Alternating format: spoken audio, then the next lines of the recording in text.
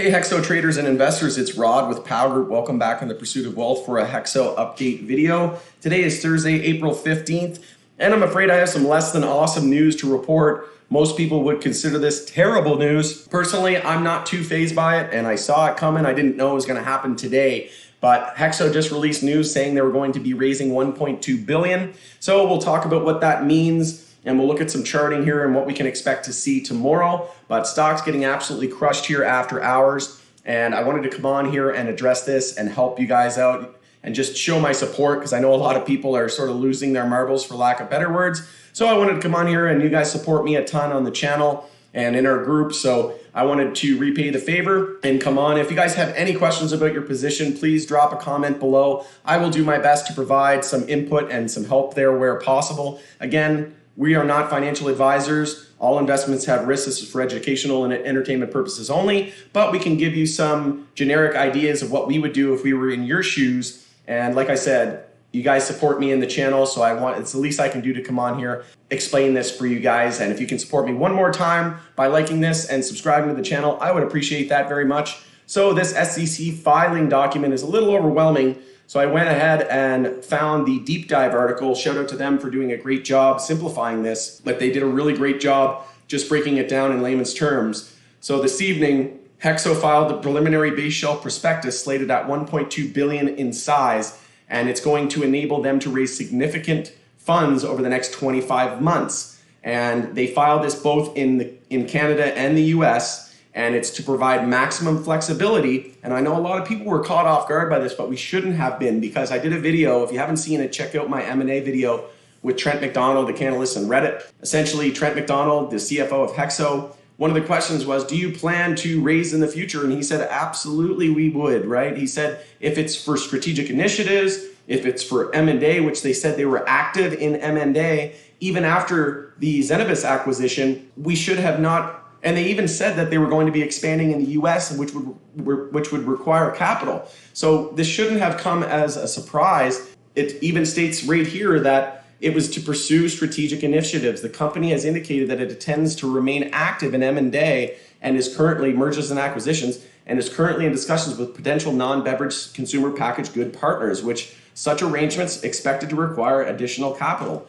Obviously, they are going to need capital if they're going to be acquiring other companies or partnering with potential CPG partners. So the prospectus, as currently filed, will enable the company to raise funds via common shares, warrants, subscription receipts, and units. Further details on potential use of proceeds are to be included in any prospectus supplement filed under the base shelf. And they last traded at 714 on the TSX. So taking a look here after hours on the NYSE, we closed at 570. And in the aftermarket, we hit as low as 480, and we settled out around 506. And we are struggling at EMA 12, so I wouldn't be surprised if we saw further downside tomorrow. Keep in mind, we had our weekly support at 558, which we now lost. We're now in a weekly downtrend, just like all the other major names like APHA, CGC, Tilray. And again, another clue, we had all the major LPs. APHA has been the lead bull. It's already confirming a weekly downtrend and a loss of its weekly support. Tilray, same deal. So this shouldn't have come as a surprise. And I personally am going to be buying the dip like you wouldn't believe tomorrow. I've just been averaging in. I've got a ton of cash. I've been saying on the channel for a while now that what if SPY rolls over? What if the broader market rolls over? MJ was not set up well at all. And again, what if the S&P 500 consolidates tomorrow? That could be a really, really bad situation here. From the recent highs up at $11, we're down.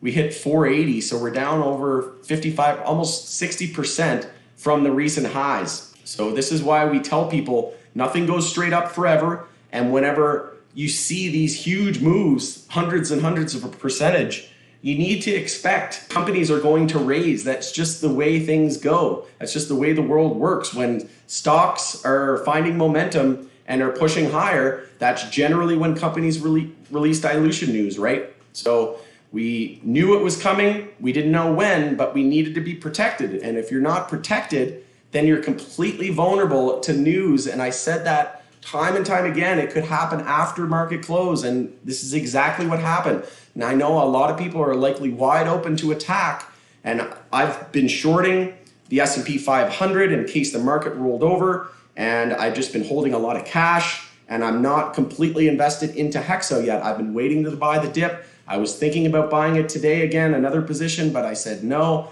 I'm going to stick to my game plan, and I would buy it around $5 or below. And we just hit 480 in the after hours. Again, not trying to brag or anything like that. I'm just saying that you need to be prepared for all scenarios. And we knew that MJ was weak and the S&P 500 was at all-time highs. What if it rolled over? It was just a matter of being protected.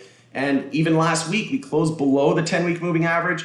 The MACD, the stochastic was bearish, so we had a huge heads up the last couple of weeks. And on the weekly moving averages, we've been topping out here at the 100 weekly moving average. We do have the 50 weekly moving average down at 416, so that could be a potential bounce area. I'll be watching that level tomorrow, but again, things could get extreme if SPY sees any significant daily consolidation. Here we are losing the 100-day moving average and the 200-day moving average down at 444. So we'll be watching 444 and then 416, and we hit the low of 480 in the after hours. Taking a look at the weekly VWAP, we tested back here a few weeks ago and we held it, but here we are. We were right on it to end the day today. We didn't finish this weekly candle yet, but we are going to be losing it, and that's going to be the first time since we crossed it months ago, and that is a significant momentum shift to the bearer. So I'm going to be buying the dip hard. Like I said, I trust Sebastian St. Louis' judgment. I trust his business acumen. I know that he's not an idiot. He's a very intelligent person. He understands the industry very well. He understands business very well. He's a numbers guy. And I can tell you tomorrow, I am going to be buying the dip like it's nobody's business. I'm going to be going heavy. And I know that my hard-earned dollars are going to be in good hands. I trust Sebastian St. Louis like he was my own brother. I know that sounds a little weird, but check out his book, The $1 Billion Startup. It's absolutely fantastic. You got to hear the story behind these guys. And like I said, I absolutely have no doubt I'm going to be buying the dip. I've been waiting for the dip. I'm going to take full advantage of it. So first thing tomorrow,